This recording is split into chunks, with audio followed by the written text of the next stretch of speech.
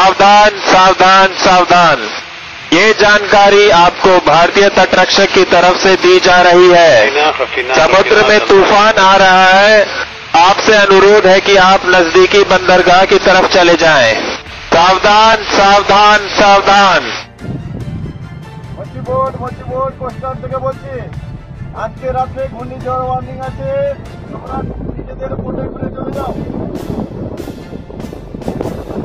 মচিবোর্ড coaster, আজকে রাত্রে ঘূর্ণিঝড় আছে, তোমরা নিজেদের বোটে ঘুরে চলে মচ্ছিবোর্ড ভারতীয় উপকূলরক্ষীর পক্ষ থেকে সকলকে জানানো হইতেছে যে সমুদ্রে চক্রবাতী তুফান আসছে।